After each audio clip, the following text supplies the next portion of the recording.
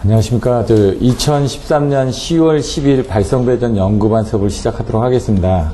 저번 주에 이미 기본적인 계략적인 내용들은 설명을 드렸는데요. GIS하고 발변전서 접지 설계, 접지장 측정, 변압기 보호 방식 정도까지만 저번 주에 한번 기본적인 개념은 설명을 드렸었습니다. 그래서 그런 부분에 대한 설명은 요약은 하지 않고 바로 이제 교재로 들어가서 설명을 드릴 예정이고요. 나머지 변압기 이음 발생 원인이 케이블 열화, 케이블 사고 탐지, 케이블 보호 대책 이런 것들은 이제 변압기 이음은 이제 변압기 이쪽을 같이 해서 보시면 되고 케이블 쪽을 같이 보시면 됩니다. 그리고 절연 내려가고 단락 전류, 고장 전류 해가지고 이렇게 순서적으로 나가고 있거든요. 그래서 그런 부분을 오늘 다 할 수 있을지 모르겠습니다. 왜냐면 GIS 발변전서 접지 설계가 좀 나오게 되면 여러분들이 잘 이해가 안 된다고 하셔가지고 그 부분은 한번 좀 자세하게 설명을 드릴 겁니다. 네, 그 외에 접지장 측정 같은 건 사실 그렇게 중요하지는 않습니다. 우리가 접지장 측정하고 이럴 일은 별로 없거든요. 접지장 측정하는 건 딱 한 번밖에 없습니다. 다 설치해놓고, 우리가 설계한 저항값이 2옴인데, 2옴 이내로 나오는지, 그거만 보면 되거든요.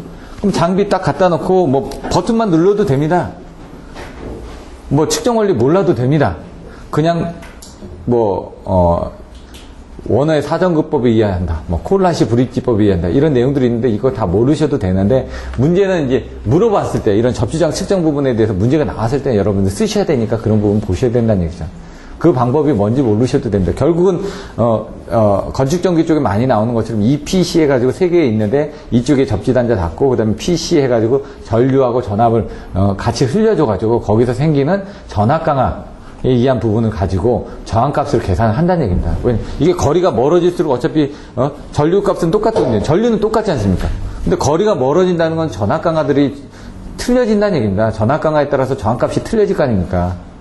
그래서 저항이 틀려지면 그 전류도 좀 틀려지게 나타나겠죠.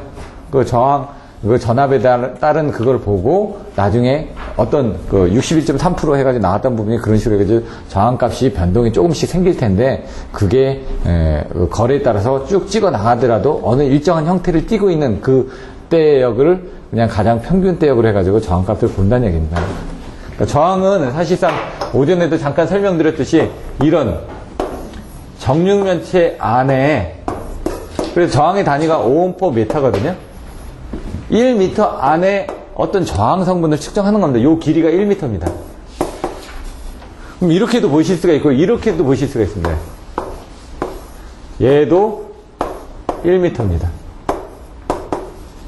정육면체가 됐든 이런 원통형이 됐든 그 1m 안에 있는 저항을 가지고 이제 표시를 한다는 얘기죠. 근데 기준은 정육면체라고 돼 있는데 얘가 정육면체가 아니더라도 우리가 측정할 때는 이렇게 측정한다는 얘기죠. 대략적으로. 비슷하게 본다는 얘기입니다. 5옴/m. 저항이 1m당에 얼마큼 돼 있느냐, 그걸 가지고 이제 표시를 한다는 얘기입니다. 대신 이거를, DC나 AC로 해가지고 인가를 하는데, AC는 변동이 있으니까 안 하고, DC로 인가했을 때 이 값을 가지고 몇 도시 기준? 20도씨 기준을 해가지고 우리가 계산했던 겁니다, 그냥. 그럼 온도가 올라가면 어떻게 되냐? 또 저항값이 틀려지겠죠? 온도가 올라가면 올라갈수록 저항값이 커질까요? 작아질까요? 저항이 커지니까 발열이 더 많이 되는 거죠. 저항값이 작아진다는 건 전류가 잘 흐르니까 온도가 떨어져야 되는데 온도가 올라간다는 건 온도가 올라갈수록 저항이 올라가는 거죠, 같이.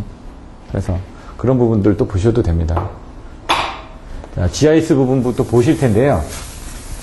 GIS 때 지금 답안지를 쓰신 걸 딱 보니까 여러분들이 이제 연습장에다 쓰시는 부분은 좀 자제를 하고 답안지에다 좀 쓰시도록 유도를 했습니다. 그래서 이번에도 답안지를 안 가주시는 분들은 제가 다음 주에 답안지를 좀 갖다 드릴 테니까 그걸 보고 쓰시고 아니면 파일 다 보내드렸으니까 좀 출력을 해가지고 가져오시고요. 볼펜 얼마든지 가져오십시오. 다 무료로 제가 리필해드리겠다고 얘기했으니까. 그래서 자기가 쓴 걸 한번 볼펜에다 체크를 해가지고 다음 주에 제가 2주에 한 번은 바꾸고 가셔야 되지 않을까요? 6개월 동안 한 번도 안 가신 분은 있습니다.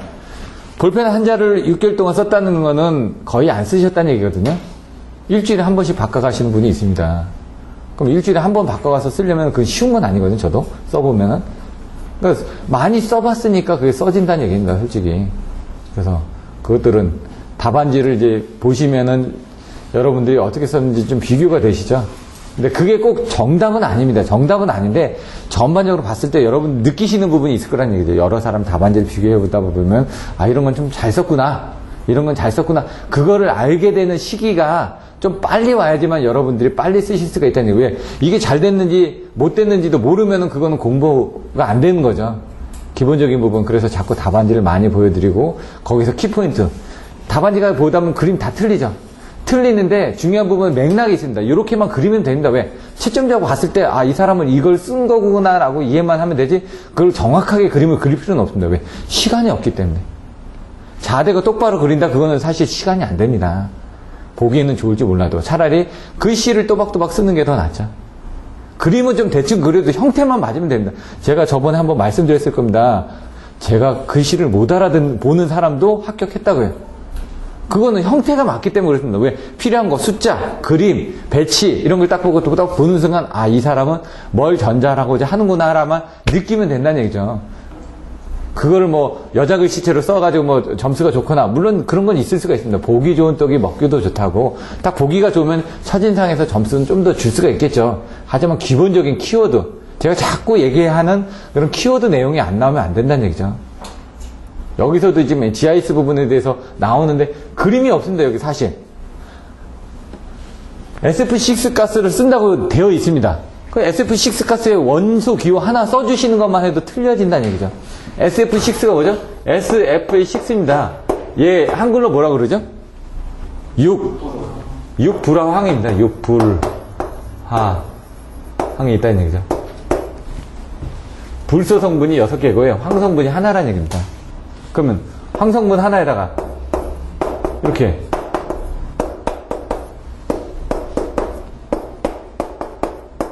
이런 그림을 하나만 그려줘도 차이가 난다는 얘기죠.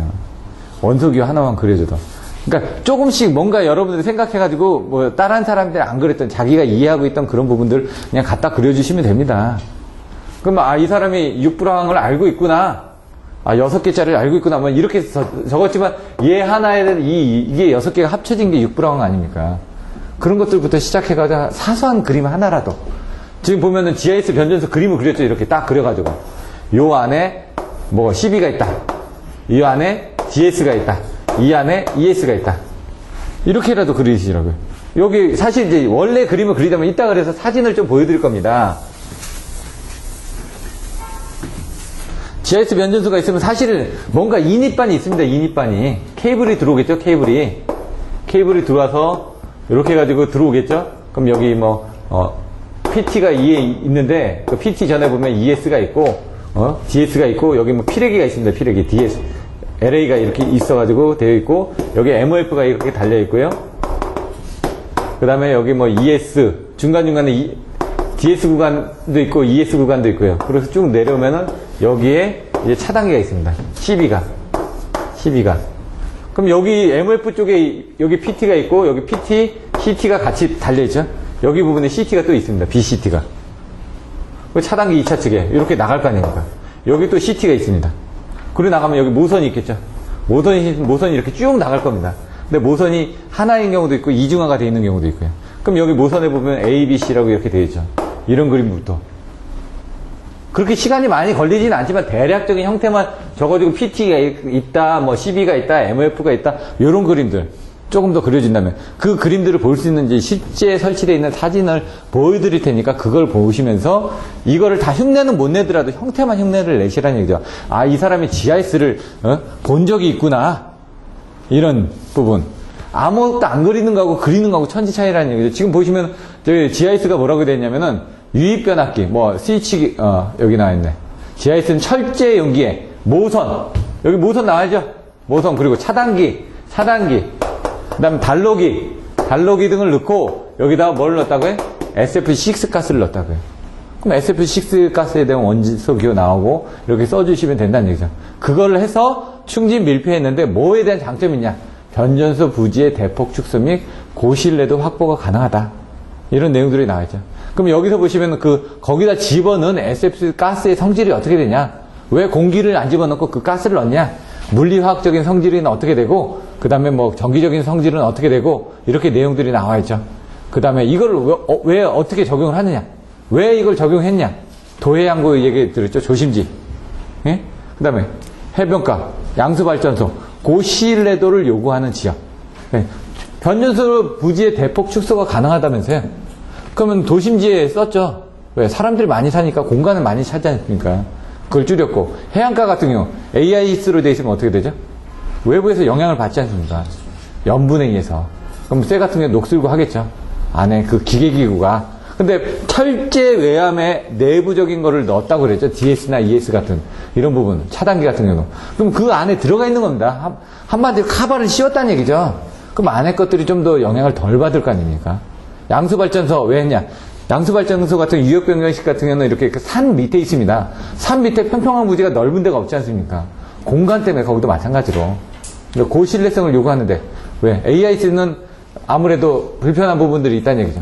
외부에 노출이 되다 보니까 사고의 원인이 생길 수 있는 그런 위험적인 요소가 많은데, 얘는 철제 용기 안에 다 집어넣어놨으니까 누가 손을 댈 일도 없지 않습니까? 접근도 안 되고, 왜? 컴팩트하기 때문에 노출된 데가 큰 데면은 그만큼 뭐가 부딪히기도 편하겠죠. 뭐 예를 들어 나무가 날아가서 부딪힐 수도 있는 거고, 여러 가지 원인들이 많이 있을 거라는 얘기예요. 새가 가다가 앉아가지고 뭐 충전부에 앉아가지고 뭐 지나 이런 이물질에 의한 부분들 여러 가지 있을 텐데, 얘는 딱 겉에도 싸져 있고 컴팩트하기 때문에 누가 접근하기도 힘들죠. 그런 내용들이 나오는 겁니다. 그런 내용들을 보시고, 그 다음에 달변전소 접지설계 쪽에서는 실제로 ESB 규격에서 어떻게 되는지 그런 내용들도 보시고, 실제로 뭐 의제라든가 아니면 XIT라든가 이런 쪽에서 계산했던 계산서, 그리고 이제 그리고 ESB 규격을 이용해서 실제로 계산했던 다른 내용들을 한번 보시면서 변전소 접지 설계에 대한 내용들을 보실 겁니다. 나머지 변압기 보호 방식에서도 그림들이 있는데, 이거는 이제 11장 변전소에서 자세한 내용을 설명드립니다. 오늘 자료가 변전소 쪽 사진이 있으면 그쪽도 좀 한번 보여드릴 겁니다. 변압기 쪽도. 그럼 변압기 쪽에 부호울주 릴레이가 어떻게 되어 있는지, 방압변이 어떻게 되어 있는지, 충격 압력 계정기가 어떻게 되어 있는지, 유면 온도계, 건설 온도계가 어떻게 달려 있는지, 그런 것들도 보시면 나중에 변압기 보호 방식의 그런 그림을 그려주시면 된다는 얘기죠. 자, 그러면 앞에 내용들을 보시면요, 내용이 나와 있습니다. GIS란 뭐 GIB를 연결해서 스위치 기어, GIS와 GIS 서브스테이션, GIS를 가스 인슐레이트 서브스테이션으로 설명을 한 사람도 있고, GIS를 가스 인슐레이트 스위치 기어로 설명한 사람도 있고요. 이렇게 있다는 얘기죠. 근데 여기서 처음에 GIS를 서브스테이션을 해가지고 GIS 스위치 기어하고 GIB 이런 것들이 지금 IPB 같은 거 있죠. 상분리 모선 같은 경우는 발전기 쪽에서 나가는 부분은 발전기의 용량이 크지 않습니까? 그러니까 거기는 상분리 모선에서 IPB라고 그랬죠. 인슐레이션 분리, 인슐레이티드 페이지 부스인가요?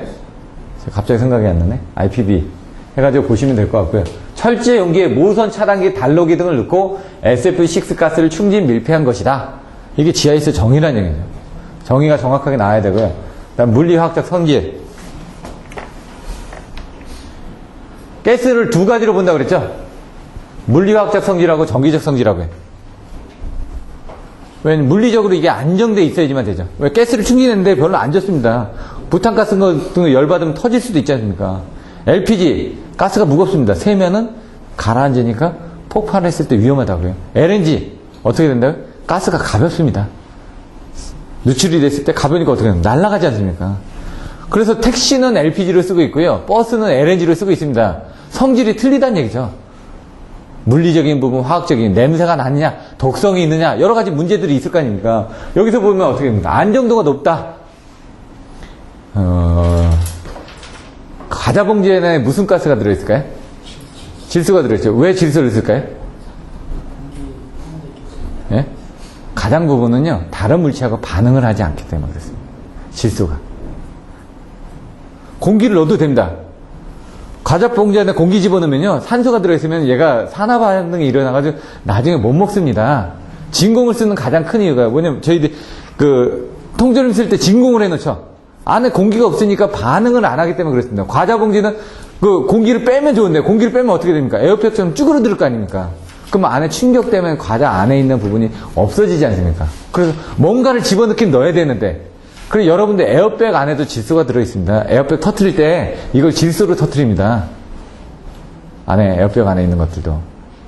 그래서 질소가 아까 얘기하신 공기 중에 80%가 질소입니다. 쉽게 얻을 수 있을 뿐더러 가장 좋은 건 안정화가 되어 있기 때문에 다른 물질하고 반응을 일으키지 않기 때문에 그런 부분을 씁니다.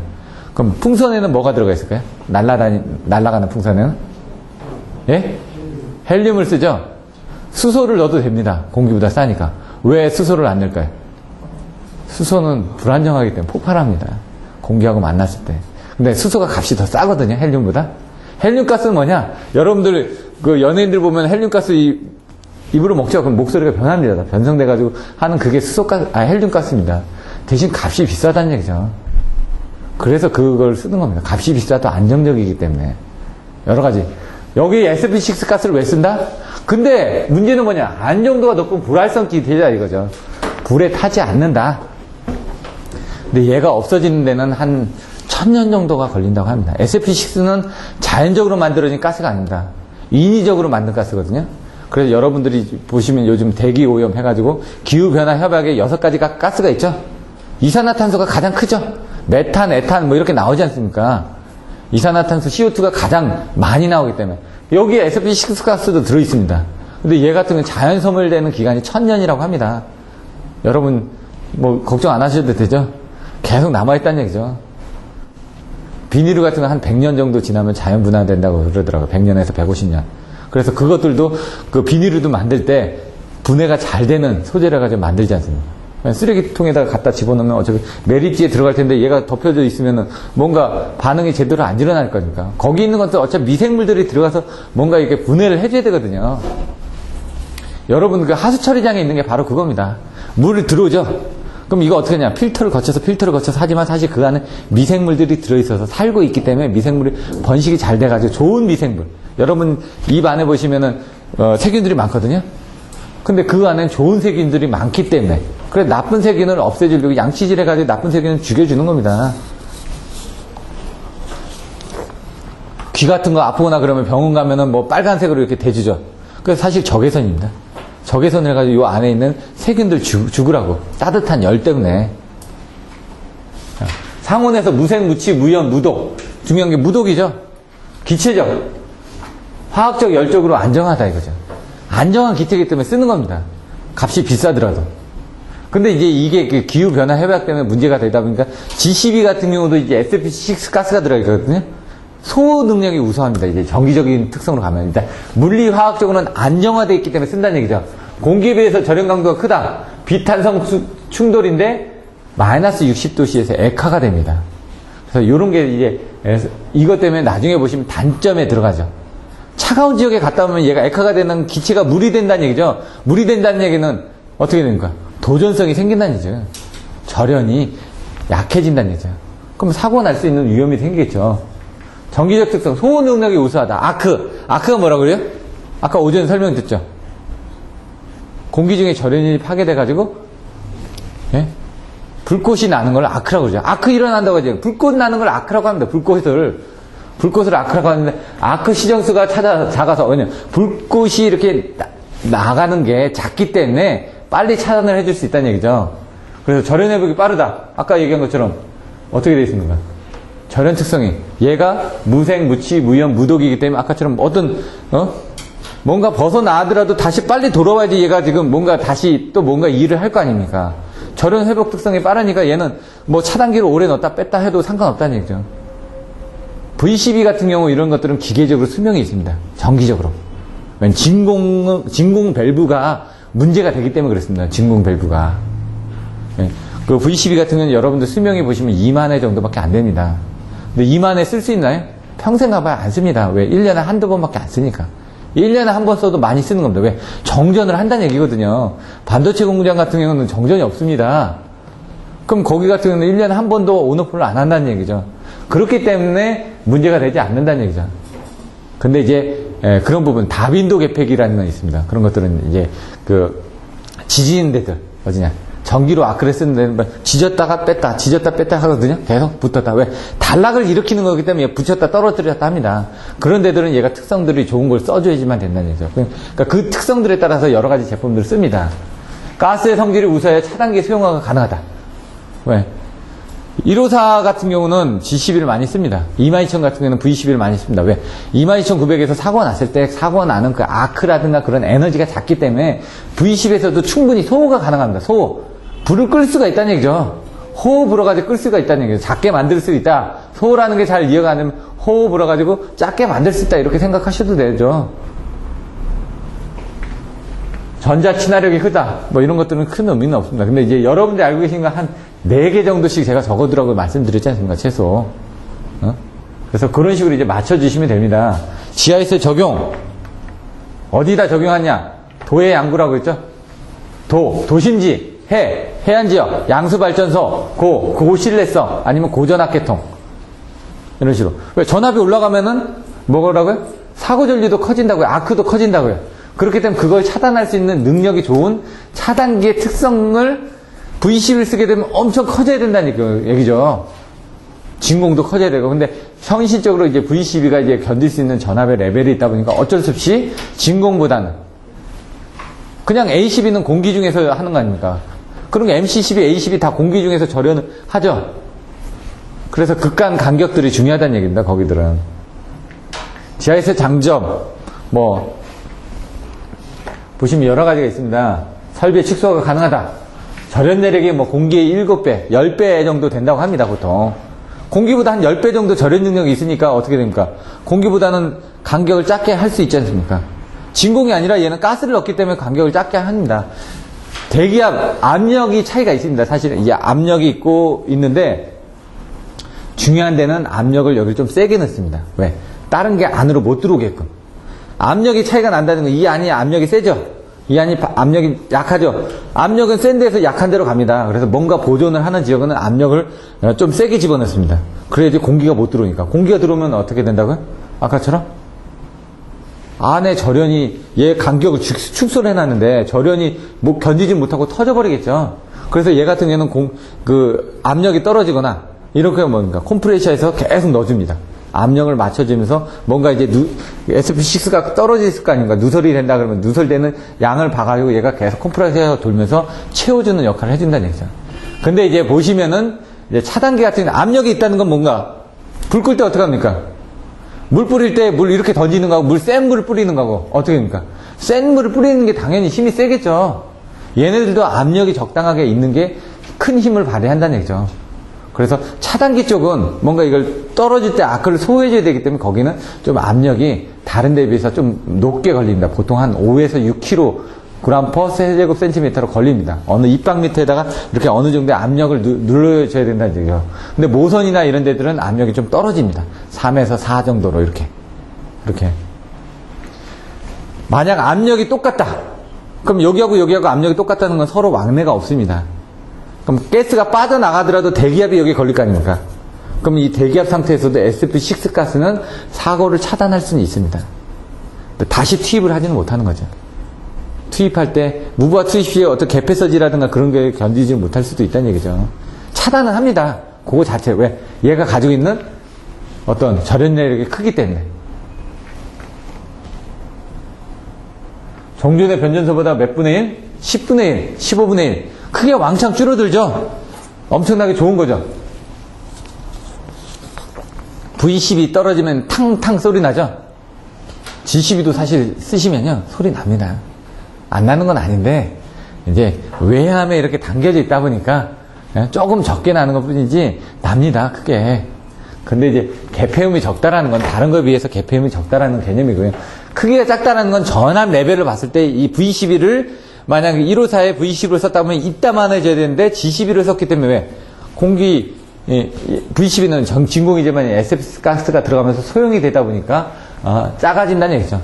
근데 G12도 큽니다. 사실은 작은 건 아닙니다. 근데 전압 레벨에 비해서 22.9가 이만큼 돼 있었다. 그럼 154 같은 경우는 이거 10배 아닙니까? 대략적으로. 그럼 얘 크기도 10배가 돼야 되는데 그렇게 안 돼도 된다 이거죠. 크기가 한 1.5배 정도 됩니다. 1.5배. 일반 V12에. 그 정도 생각을 하시면 됩니다. 전압은 몇 배요? 6배 이상 되죠? 전압이 한 7배 되는데 V12 크기는 1.5배밖에 안 되니까 콤팩트해지죠. 그리고 모선 같은 것도 보시면 22,900 모선 같은 거 20cm 이상 떨어뜨려야 된다고 돼 있지 않습니까? 근데 154 GIS 가면은 훨씬 더 작습니다, 이게. 그래서 이제 25.8kV 같은 경우는 한전로 가면은 GIS를 써가지고 그 변전소를 작게 만드는 거죠, 크기를. 판넬을. 고성능, 고신뢰성.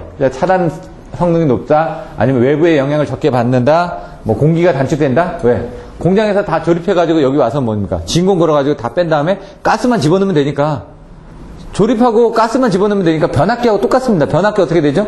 가져와서 설치해놓고, 그 다음에 진공 걸어가지고 기름 집어넣고 여러 가지 테스트하고 그냥 바로 끝납니다. 2, 3일 만에. 근데 그렇지 않으면 어떻게 됩니까? 물론 이제 다른 것들도 뭐 갔다 와서 뭐 붙이고 해줘야 되는데 얘는 다 조립이 돼서 테스트가 끝나고 왔기 때문에 쉽게 조립이 된다는 얘기죠. GIS 자체 가격은 지금 것보다 비싸다 하지만은 용지가 비싸기 때문에 충분히 커버가 된다는 얘기죠. 그리고 환경대책 등에 의해서 커버되고, 코로나 같은 것도 안 나오겠죠? 외부로 노출된 부분도 없으니까 컴팩트해지고 지하로 들어갑니다, 이제. GIS가 되면은. 지상으로 안 나오고. 그러면 뭐 어떻게 되냐. 한전 변전소 같은 데 보시면은 지하로 이렇게 들어가 있습니다. 그리고 그 위에는 공원화되어 있고, 이런 식으로. 자, 단점은 사고의 대응이 부적절한 경우 대형 사고 유발 우려가 크다. 사고가 났을 때, 어떤 부분이 누석가스가 새거나 그러면은 왜 다 연결돼 있거든요. 내부 유관 점검도 힘들고 뭐 이런 부분이 나와 있습니다. 사용 기간에 대한 부분. 그다음에 4. 단기간에 복귀하기가 좀 힘들다. 단가도 상승을 한다. 뭐 이런 부분 단점으로는 조기 복구가 어렵다. 고신뢰성 이거를 사용하는 사람들의 고급화가 요구가 된다. 6이 뭐였더라? 제가 외울 때는 키워드를 어떻게 외웠냐면, 키워드를 제가 잠깐 더 적어드리겠습니다. GIS는 도해 양고,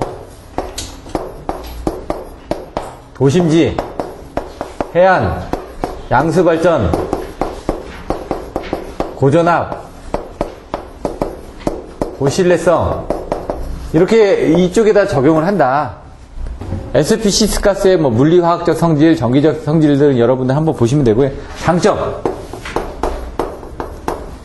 장점은 제가 어떻게 썼냐면 유기주 안건고래였는데 유, 기, 주, 안, 건, 고. 유지보수가 간단하다. 기기 설치 면적이 감소한다. 주는 아까 주변 환경과의 조화가 있었죠. 주변 환경과 조화, 환경 조화. 안은 안정성인가요? 안정성. 이건 건설 기간 단축. 이건 안전성 확보. 이런 문제는 이제 돈에 대한 경제성 부분, 여기서 또 경제성이 나쁘다가 단점으로 또 나오겠죠. 고전압. 큰 기관 계통에 적용이 가능하다. 단점은 4단 조고 6액으로였었는데 4단 조고 6액. 4가 뭐였냐면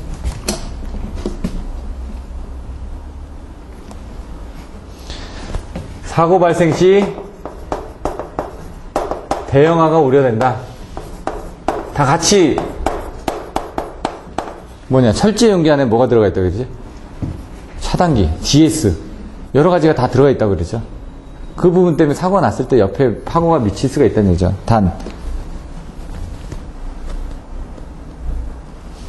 단가가 상승한다. 돈이죠, 경제성. 조가 뭐였냐면 조기 복구가 조급복구, 임시 복구가 불가능하다. 터지게 되면 왜? 대형화가 되기 때문에 이런 것들 조기 복구가 힘들다는 얘기죠. 고급화가 요구된다. 기술력의 고급화 요구. 왜냐면 GIS 움직이는 것들도 아까처럼 뭐가 들어가고 난 다음에 뭐가 더 들어가야 되고 이런 식으로 해야 되고, 아까 SP6 가스 같은 것도 관리를 해줘야 되고요. 여러 가지. 그런 부분들은 힘들겠죠. 그냥 AIS 같은 경우는 놔두기만 하면 되는데, 얘 같은 경우는 주기적으로 SP6 가스 안에 그 수분 측정도 해줘야 되고요. 그 다음에 여러 가지를 또 봐줘야지만 됩니다. 4단조 6. 유관 점검이 어렵다. 왜? 철제 안에 들어가 있으니까. 요즘 판넬 같은 걸 보면은 판넬도 다 쇳덩어리에 막혀져 있거든요. 저기서 열화상을 찍고 싶은데 찍으려면 문을 열어야 되는데 살아있는 상태에서 문을 못 열게끔 되어 있습니다. 외국 판넬은 절대. 우리나라나 살아있는 상태에서 문 열죠. 외국 판넬은 절대 문 못 엽니다. 왜? 안정성이 우지기 때문에 살아있는 상태에서 네가 왜 문을 여냐 이거죠. 너 죽으려고 그러냐 이거죠. 죽었을 때만 문을 열어라. 이렇게 되다 보니까 이렇게 구멍을 뚫어가지고 그 앞에다 유리를 대거든요. 아크릴 같은 거. 근데 걔들도 비싼 걸 갖다 씁니다. 왜냐면 아크가 나왔을 때 보존을 해줘야 되니까. 철제 대신에 그걸 커버를 해야 되니까. 그렇게 해가지고 뭐 적외선 열화상을 써가지고 온도를 측정하거나 그렇게 할 수가 있다는 얘기죠. 아까 마이너스 60도씨가 되면 액화가 된다 그랬죠? 액화 방지 장치가 필요하다. 요구된다. 뭐 이런 내용 정도로 이렇게 써주시면 됩니다. 단점은. 여기서 보시는 그런 부분을 보시면 될 것 같고요. 진단기술. 여기는 4개 정도밖에 안 써놨는데 그런 것들 여러분들 보시면은 더 있을 거란 얘기입니다, 지금. 자, GIS 설비 진단기술을 보게 되면요. 분방전. 근데 이 진단기술들은 나중에 보시면은 되는데, 4번이나 5번은 제가 잘 모르겠습니다, 저도. 이제 X선 같은 경우는 합니다, 하기는. 다른 것들도 다 합니다. 비파괴 검사하는 거죠, 말 그대로.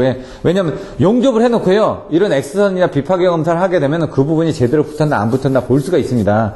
그래서 그런 것들은 어떻게 하냐면요. 뭐 배 같은 것도 용접해놓고요. 한번 이렇게 쭉 스캐닝을 합니다. 얘네들도 연결해놓고 제대로 됐는지 한번 본다는 얘기죠. 저속구동법은 저속으로 조작하여 기계 외부를 진단한다. 이건 말 그대로 천천히 그냥 구동 시험을 한 거니까. 그 다음에 하는 거는 이거는 저속구동법은 실제로 가압을 해가지고 DS 잘 들어가냐, ES 잘 들어가냐, 포지션 스위치에 잘 올라와가지고 이 접전들 잘 올라오냐 이거 확인하는 거죠. 분방전 아까처럼 실제로 가압이 되어 있는 상태에서는 이걸 뭐 진단할 수 있는 방법이 없지 않습니까? 그래서 아까처럼 분방전기를 이용해가지고 스페이스가 있습니다. 이따가 보시면 아시겠지만 GIS하고 GIS 사이에 중간에 연결된 부분이 스페이스가 있는데 스페이스가 쇠로 된 것도 있고 쇠가 아닌 부분도 있습니다.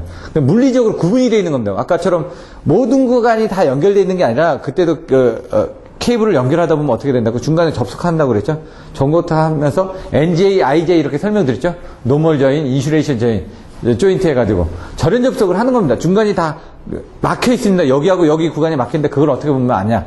노란색으로 칠해져 있거든요, 스페이스가. 그럼 거기는 완전히 가스가 밀봉이 된 겁니다. 그 사이는 가스가 왔다 갔다 안 한다는 얘기죠.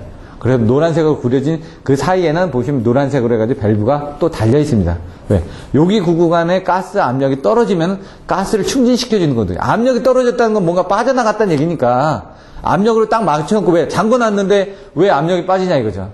그 압력이 떨어지면 그 컴프레셔가 그 관을 해가지고 또 넣어주게끔 돼 있는 겁니다. 자, 초음파 검수법. 안에서 분방전이 일어난다. 그러면 지지직 소리가 나거든요. 그러면 A라는 어커스틱 에머전이라는 그런 그 A 센서가 있습니다. 그거를 대놓고 이렇게 보면은 파형이 이렇게 나옵니다. 소리가. 왜냐면 이음이 나오거든. 지지지직 하면 우리가 코로나 듣듯이 그 안에서도 이음이 전달이 된다는 얘기죠. 우리 귀로는 안 들리는 가청주파수. 들을 수 있는 그 가청주파수 대역이 아닌 데서 이음이 들리니까 그걸 보고 온다는 얘기죠. 초음파가 안에서 생긴다는 얘기죠. 뭔가. SFP6 가스의 성분을 분석한다는 얘기죠. 그러면 왜냐? 거기서 뭔가 분방전이 일어나고 그러면 가스도 뭔가 변화가 생겼을 거 아닙니까? 그 변화된 부분을 본다는 얘기죠. 그게 바로 여기서 이제 변화된 부분을 보는 게 큰 부분은 없습니다. SFP6 가스 성분 분석한다. 이 부분보다는 얘는 변압기 절연유 같은 경우 아크가 일어나면 그때 안에 성분들이 바뀌거든요.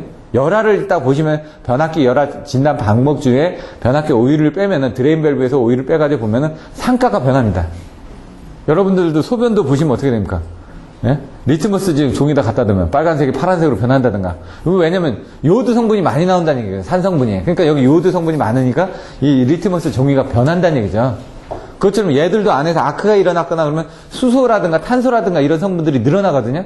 그러면 그걸 뺐을 때 메틸렌, 에틸렌, 프로필렌 뭐 이런 성분들이 그 안에 변압기 오일에 많이 들어가 있다는 얘기입니다. 여러분은 어떻게 합니까? 엔진오일 오래된 거는 찍어보면 시커멓게 되죠? 그 브레이크 같은 거 어떻게 합니까? 점성을 봅니다. 이렇게 점성이 있나.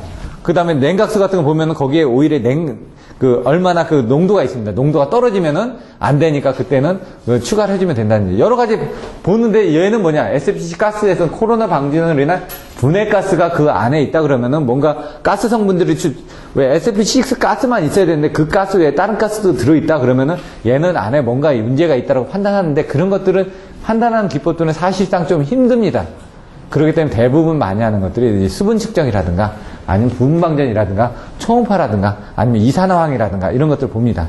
수분이 많이 들어가 있으면 안 됩니다. 왜? 수분이 있다는 건 도전성이 있다는 얘기거든요. 그래서 그런 것들은 뭐 150ppm, 뭐 300ppm 이렇게 해가지고 입방미터다. 왜? 수분을 빼는 게 있습니다. 파나메트릭스의 MMS35IS인가? 제가 옛날에 사가지고 직접 한번 테스트를 했었거든요. 그게 1000만원입니다. 조그만한 거. 노트북보다 약간 크거든요. 밸브 딱 2개 있습니다. 하나 들어가고 하나 나오는 밸브.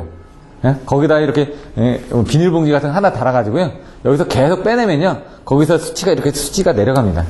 그거밖에 없습니다. 온 해놓고 그 버튼 누르는 것밖에 없습니다. 근데 1000만원입니다. 그 말고 이제 그 일본에서 나오는 가스텍에서 나오는 이제 SO2 이산화황 분석기는 있거든요. 그거 같은 거입니다. 거기서 해놓은 거를 갖다가 다시 빼가지고 이렇게 이제 이것도 한 번 땡길 때마다 100cc 이렇게 돌려서 땡기면 200cc 이렇게 좀 틀려집니다. 밸브를 땡기는 거는 주사기 같은 게 있는데요. 그걸 갖다 놓고 여기다 시료를 꽂습니다. 그러면 이제 시료를 꽂아놓은 그걸 땡기면은 그게 보면 온도계처럼 유리로 된 온도계처럼 이렇게 돼 있는데 거기에 녹색이 이렇게 돼 있습니다.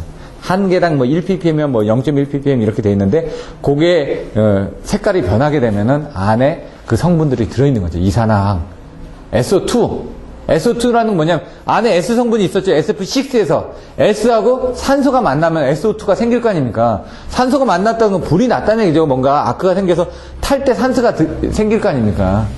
그 SO2 이산화황을 가지고 그 안에 부분을 보는 겁니다. 얘도 마찬가지로 그 가스 성분을 보는데 분해가스를 분석하는 거를 요걸 SO2 분석법 정도로 보시면 될 것 같습니다. 제가 보기에는. 그거 외에는 해본 적이 없어서 저도 제가 해봤던 거는 적용시 유의사항